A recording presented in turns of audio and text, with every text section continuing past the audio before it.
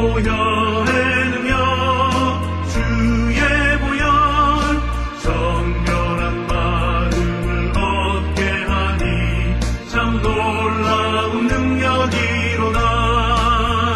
주의 보혈 능력 있도다. 주의 피 믿음 주의 보혈 그 어린 양의 매우 귀중한 피로다. 눈보다 더 희게 밝히는 것 보혈의 능력 주의 보혈 부정한 모든 것 밝히시니 참 놀라운 능력이로다. 주의 보혈 능력 있도다. 주의 피 믿음 주의 보혈 그 어린 양의 매우 귀중한 피로다.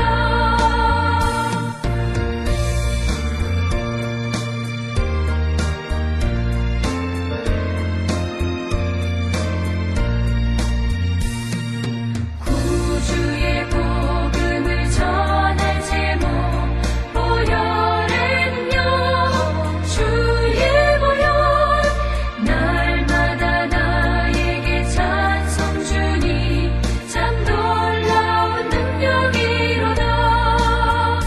주의 보혈 능력 있도다. 주의 피 믿음 주의 보혈 그 어린 양의 매우 귀중한 피로다.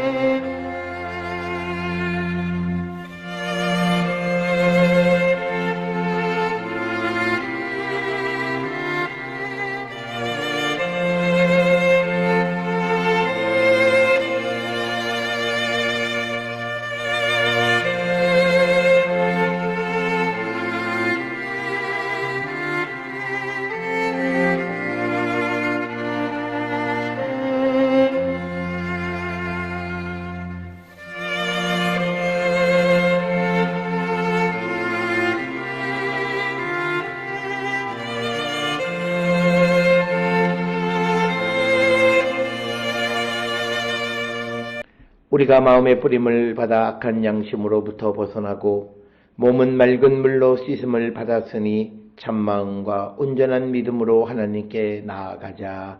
아멘. 전능하사 천지를 만드신 하나님 아버지를 내가 믿사오며 그 외아들 우리 주 예수 그리스도를 믿사오니 이는 성령으로 잉태하사 동정녀 마리아에게 나시고 본디오 빌라도에게 고난을 받으사 십자가에 못 박혀 죽으시고 장사한 지 사흘 만에 죽은 자 가운데서 다시 살아나시며 하늘에 오르사 전능하신 하나님 우편에 앉아 계시다가 저리로서 산자와 죽은 자를 심판하러 오시리라.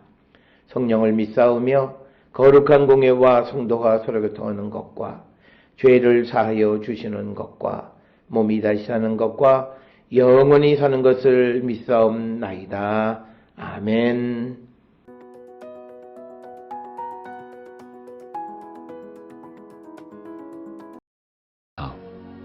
1장 사람들에게서 난 것도 아니요 사람으로 말미암은 것도 아니요 오직 예수 그리스도와 그를 죽은 자 가운데서 살리신 하나님 아버지로 말미암아 사도된 바울은 함께 있는 모든 형제와 더불어 갈라디아 여러 교회들에게 우리 하나님 아버지와 주 예수 그리스도로부터 은혜와 평강이 있기를 원하노라. 그리스도께서 하나님 곧 우리 아버지의 뜻을 따라 이 악한 세대에서 우리를 건지시려고 우리 죄를 퇴속하기 위하여 자기 몸을 주셨으니 영광이 그에게 세세토록 있을지어다. 아멘. 그리스도의 은혜로 너희를 부르신 이를 이같이 속히 떠나 다른 복음을 따르는 것을 내가 이상하게 여기노라. 다른 복음은 없나니 다만 어떤 사람들이 너희를 교란하여 그리스도의 복음을 변하게 하려 함이라. 그러나 우리나 혹은 하늘로부터 온 천사라도 우리가 너희에게 전한 복음 외에 다른 복음을 전하면 저주를 받을지어다. 우리가 전에 말하였거니와 내가 지금 다시 말하노니 만일 누구든지 너희가 받은 것 외에 다른 복음을 전하면 저주를 받을지어다. 이제 내가 사람들에게 좋게 하랴 하나님께 좋게 하랴 사람들에게 기쁨을 구하랴. 내가 지금까지 사람들의 기쁨을 구하였다면 그리스도의 종이 아니니라.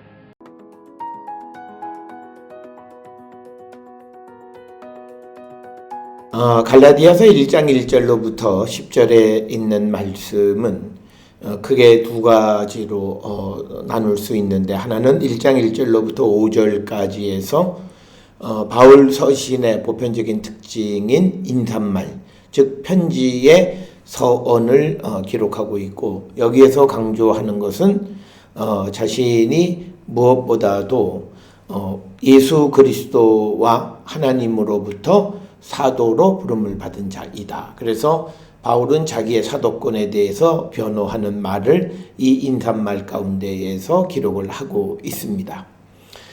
이어지는 갈라디아서 1장 6절로부터 10절에서 강조하고 있는 말씀은 사도 바울이 전한 자신이 하나님께로부터 받은 그 말씀 이외에 다른 복음은 있을 수 없다라고 하는 것을 강조하는 두 부분으로 기록이 되어 있습니다. 특별히 오늘 주시는 본문 제 첫 부분에 1장 1절로부터 5절까지에서 바울은 1절에서 자신이 사도가 되어진 것은 사람들에 의해서 된 것이 아니다라고 하는 겁니다. 그래서 바울은 자신의 사도직의 신적, 즉 하나님이 자신을 택해서 이방인의 사도로 삼으셨다라고 하는 것을 강조하는 그런 말씀이 됩니다. 그래서 바울은 자신의 그 사도직, 그리고 자신이 선포하는 그 복음의 권위는 하나님의 권위와 동등한 것이다 라고 하는 것을 강조하고 있는 것이고, 마치 이것은 구약시대 때의 예언자들이 예언자가 선포하는 그 말씀은 여호와께로부터 나옴을 강조하는 것과 같은 맥락의 그런 말씀이 되겠습니다. 따라서 바울은 사람들에게서 난 것이 아니요 또 사람으로 말미암은 것도 아니다, 이렇게 분명하게 말하면서, 그러면 오직 예수 그리스도와 그리고 예수 그리스도를 죽은 자 가운데서 살리신 하나님 아버지로 말미암아 사도된 바울, 이렇게 분명하게 자기 사도직의 정체성을 변호하고, 그 사도직은 하나님으로부터 세움을 받은 것이지 사람으로부터 세움을 받은 것이 아니다라고 하는 것을 분명하게 가르쳐 줍니다. 특별히 사도 바울은 그의 모든 서신서들을 통해서 사람에 의해서 되어진 것은 그것의 어떤 이 본질에 대해서 의심할 만한 것이다, 이렇게 이야기합니다. 특별히 우리가 이 시브리서의 저자가 누구인지는 논쟁거리가 되지만, 그러나 만약 시브리서의 저자를 사도 바울이라고 본다면 사도 바울은 그 시브리서 가운데에서 사람의 손으로 지은 성전과 하나님이 지으신 하늘 성전을 대비하는 것을 볼 수가 있습니다. 그와 마찬가지로 갈라디아서 1장 1절에서도 사도가 사람들에 의해서 되어진 사도가 있는 반면에 자기처럼 하나님으로부터 예수 그리스도에 의해서 사도가 된 자가 있음을 이야기하면서, 특별히 후자, 즉 하나님에 의해서 사도된 자들이 본질적으로 더 사도의 역할을 잘 감당하는 자다, 이렇게 설명을 하는 것을 볼 수가 있습니다. 2절에 함께 있는 모든 형제와 더불어 갈라디아 여러 교회들에게 우리 하나님 아버지와 주 예수 그리스도로부터 은혜와 평강이 있기를 원한다. 특별히 3절에 등장하는 은혜와 평강이라고 하는 것은 바울 서신의 모든 인사말에서 인사를 할 때에 카리스, 즉 은혜와 에이렌의 평강을 빌어주는 기원하는 내용들이 포함되어져 있는 것을 볼 수가 있습니다. 오늘 2절에서 모든 형제와 더불어 갈라디아 여러 교회들에게 이제 편지를 하는데 이 편지의 수신인이 갈라디아 교회와 갈라디아 교회인데 우리가 잘 알다시피 갈라디아는 소아시아에 위치한 그 중심 소아시아에 위치한 지역으로 중심지는 앙카라 즉 안키라 오늘날로 앙카라라고 하는 곳이고 바울은 2차 전도 여행 때 이곳 갈라디아를 지나갔고 이때 그의 설교에 의해서 처음 교회가 세워졌는데 사도행전 16장 6절에 의하면 이 갈라디아 교회는 대부분이 이방인들로 구성이 되어 있다 이렇게 되어져 있고요. 그런 다음에 이제 3차 전도 여행 중에 바울은 이곳을 다시 방문하는데 이것은 사도행전 18장 23절에 기록이 되어져 있습니다. 특별히 사도 바울이 이 갈라디아서를 이 서신을 보낸 이유 중 하나는 갈라디아 교회에 그릇된 교리를 가진 잘못된 그런 자들이 침투해서 기독교 신앙을 흔들어 놓는 그런 상황에 대한 바울의 입장을 전하는 것이고 그래서 이 잘못된 신앙은 율법을 지키고 할례를 행해야만 한다라고 하는 그런 잘못된 교리들에 대해서 사도 바울의 입장을 밝히는 것이 이 갈라디아서가 되겠습니다. 특별히 오늘 주시는 본문의 4절에 있는 말씀을 통해서 보게 되면 그리스도께서 하나님 곧 우리 아버지의 뜻을 따라 이 악한 세대에서 우리를 건지시려고 우리 죄를 대속하기 위하여 자기 몸을 주셨으니 영광이 그에게 세세토록 있을지어다. 아멘. 이렇게 기록을 하고 있습니다. 따라서 오늘 주시는 4절, 5절에 있는 말씀은 어쩌면 예수 그리스도에 관한 어떤 핵심적인 그런 메시지에 해당하는 것이다. 이렇게 우리가 말할 수 있고요. 특별히 우리가 특별히 더 조심스럽게 생각해야 되는 것은 이 본문에 등장하는 악한 세대가 어느 세대인가라고 하는 겁니다. 특별히 이 악한 세대에 대해서는 여러 가지 해석이 가능한데 그리스도께서 이미 다 무찔러 버렸던 과거의 악한 옛 세상을 의미하는 것으로 우리는 이해해야 합니다. 이것을 잘못 이해하면 지금 악한 세대라고 하는 개념인데 그게 아니라 하나님께서 아버지의 뜻을 따라 악한 세대에서 우리를 건지시려고 그래서 우리는 구원을 받았고 그 악한 세대는 예수 그리스도에 의해서 지배당한 그런 세상 그런 악한 세대를 의미하는 것이다. 그러면서 영광이 그에게 세세 무궁토록 있기를 원한다. 이렇게 이야기를 하고 있습니다.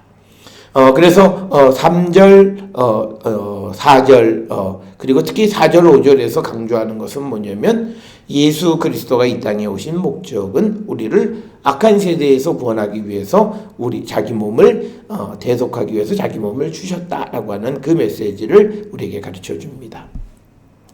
자, 그러면서 이제 6절로부터 10절에 있어서 사도 바울은 다른 복음이 없다라고 하는 겁니다. 그 말씀을 하는 이유 중에 하나는 갈라디아 교회에 앞에서도 말씀을 드렸듯이 바울이 전한 복음과 다른 변개된 복음을 전하는 이들이 등장했기 때문에 특별히 바울은 다른 복음이 없다라고 하는 것을 강조해서 말씀하고 있다라고 하는 겁니다. 그래서 사도 바울은 자신이 전하는 복음, 즉 자신이 하나님께로부터 받은 복음 이외에 다른 것은 없다. 이것을 강하게 말씀하고 있습니다. 특별히 6절에 그리스도의 은혜로 너희를 부르신 이를 이같이 속히 떠나 다른 복음을 따르는 것을 내가 이상하게 여긴다라고 하는 겁니다. 여기서 말하는 다른 복음의 핵심적인 내용이 무엇이냐라고 하는 겁니다. 이 다른 복음이라고 하는 것은 뭐냐면 누가 예수 그리스도를 영접하고 예수 그리스도를 믿기 시작하면 그는 율법을 따라야 되고 그래서 할례도 받아야 한다라고 하는 그것을 가르치는 것, 그것을 의미하는 것으로 우리는 이해할 수 있고 그래서 7절에서 사도 바울은 다른 복음은 없나니 다만 어떤 사람들이 너희를 교란하여 그리스도의 복음을 변하게 하려 함이다 라고 하는 겁니다.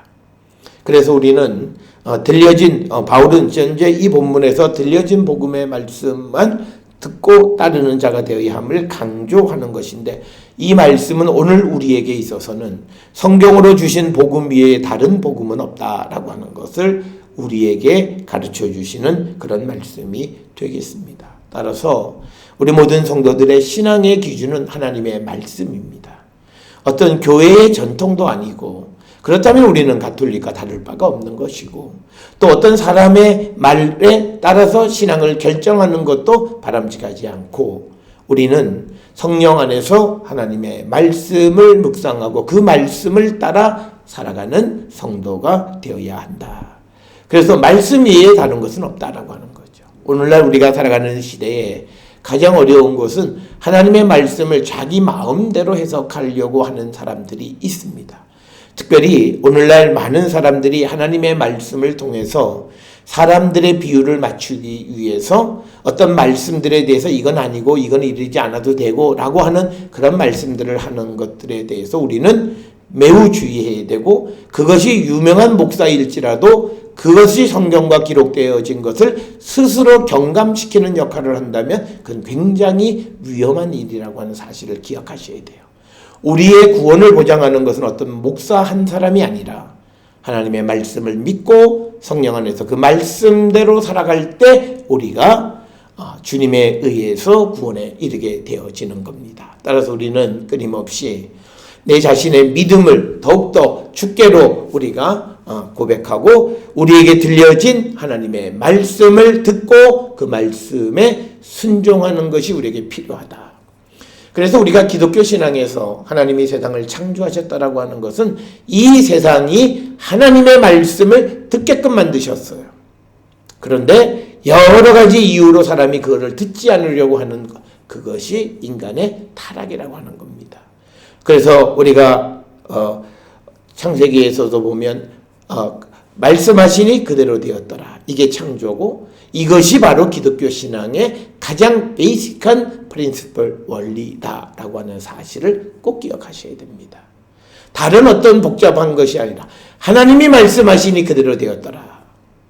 그래서 그 결과는 하나님 보시기에 좋았더라. 그것이 우리가 하나님께 영광을 돌리는 성도의 삶임을 우리 모든 성도들은 분명히 기억하셔서 오늘 주시는 6절과 7절에 다른 복음이 없음을 역설하는 바울의 음성에 우리가 귀를 기울이고, 잠시 나를 즐겁게 하거나 나를 위로하는 것 같은 사람의 말을 듣는 것이 아니라 진정 우리의 영혼을 울리는 하나님의 음성을 들을 줄 아는 자가 되어야 한다라고 하는 겁니다. 그러면서 8절에 우리나 혹은 하늘로부터 온 천사라도 우리가 너희에게 전한 복음 외에 다른 복음을 전하면 저주를 받을지어다. 분명하게 바울은 이야기합니다. 오늘 우리는 이 믿음을 가져야 하는 겁니다. 어떤 이들은 성경대로 우리는 살 수 없습니다만, 그러나 주의 성령이 우리를 도우시면 우리는 하나님의 말씀 안에 살아갈 수 있어요. 어떤 이들은 이것을 무슨 완전주의라고 얘기하는데, 물론 하나님은 죄 가운데 있는 인간을 사랑하시기는 해요. 그러나 우리가 추구해야 하는 삶의 방향은 완전을 향해 하나님의 온전함을 본받으라는 말씀은 그러면 무의미한 말씀입니까? 그건 아니잖아요. 그래서 우리가 오늘 주시는 말씀에 어떤 하늘로부터 온 천사라도 우리에게 주어진 복음을 변개할 수 없고 이것을 경감할 수 없다라고 하는 이 엄중한 말씀을 귀를 우리가 기울이고, 오늘날 우리가 많은 말씀들이 하나님의 말씀에서 변질되어진 그런 메시지를 전하는 것들에 대해서는 귀를 닫고 하나님의 말씀을 성령 안에서 들으려고 하는 결단이 우리에게 필요하지 않나 생각을 합니다. 그래서 9절에 우리가 전에 말하였거니와 내가 지금 다시 말하노니 만일 누구든지 너희가 받은 것 외에 다른 복음을 전하면 저주를 받을지어다. 8절 9절에서 다른 복음을 전하는 자들은 저주를 받는다. 여기서 말하는 저주를 받는다라고 하는 말은 하나님의 백성들의 그 공동체에서 쫓겨나게 될 것이다 라고 하는 겁니다. 그래서 10절에 우리가 꼭 귀담아 들으세요. 이제 내가 사람에게 좋게 하랴 하나님께 좋게 하랴. 사람들에게 기쁨을 구하랴 내가 지금까지 사람들의 기쁨을 구하였다면 그리스도의 종이 아니다. 그래서 우리는 이 땅을 살아가면서 우리가 살아가는 삶이 어렵고 힘들지만 그러나 우리는 사람을 기쁘시게 하는 자가 아니라 하나님을 기쁘시게 하고, 하나님을 기쁘시게 하는 것은 하나님의 말씀에 순종하는 삶임을 분명히 기억하고 그 삶을 온전히 살아가기를 결단하고 주의 도움 속에서 그 삶을 사는 우리 모두가 될 수 있기를 주의 이름으로 축원합니다. 기도하시겠습니다. 사랑과 은혜가 충만하신 아버지 하나님, 우리가 예수 그리스도를 믿고 부활의 신앙을 가졌습니다. 우리의 삶이 사람을 좋게 하는 삶이 아니라 하나님께 좋게 하는 사람이 되게 인도하여 주시옵소서. 예수님의 이름으로 기도드려서옵나이다. 아멘.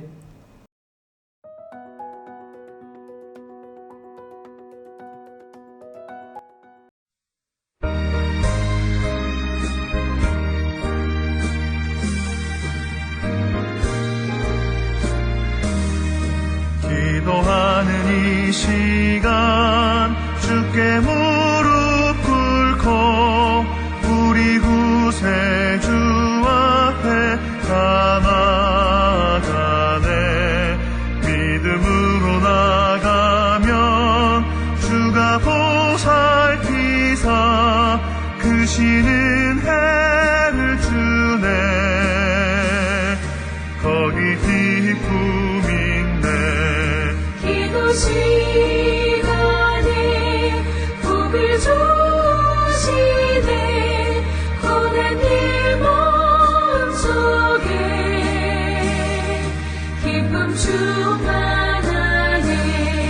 기도하는 이 시간 주가 곁에 오서 인자하신 얼굴로 귀 기울이네. 우리 마음 비우고 주를 의지하면 크신 은혜를 주네. 거기 기쁨 있네. 기도 시간에 복을 주시네. 고난 일 마음속에 기쁨 충만하네. 기도하는 이 시간 주께 엎드려서 은밀하게 구할 때 곧 응답받네. 잘못된 것 알면 지근히 여기서 크신 은혜를 주네. 거기 기쁨 있네. 기도 시간에 복을 주시네. 고난 일 마음속에 기쁨 충만하네.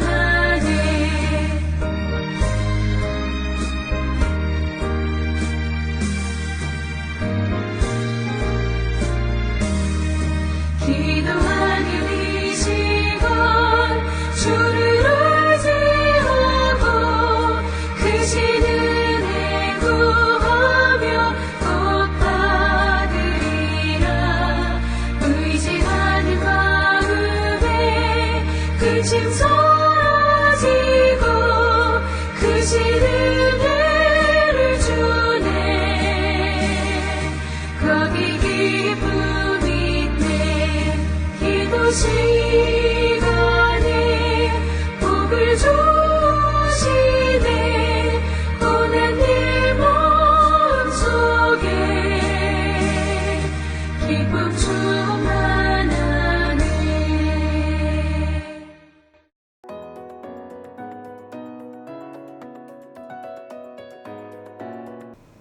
기도하시겠습니다. 이제는 우리 주 예수 그리스도의 은혜와 하나님 아버지의 무한하신 사랑과 성령의 위로교통 역사하심이 하나님의 말씀을 듣고 말씀대로 살아가기를 결단하므로 하나님을 기쁘시게 하는 자 되기를 결단하는 하며 세상을 향해 나가는 우리 모든 성도들 머리 위에 지금으로부터 영원토록 함께 할지어다. 아멘. 주 나를 지키시고 그 얼굴을 내게 돌리시고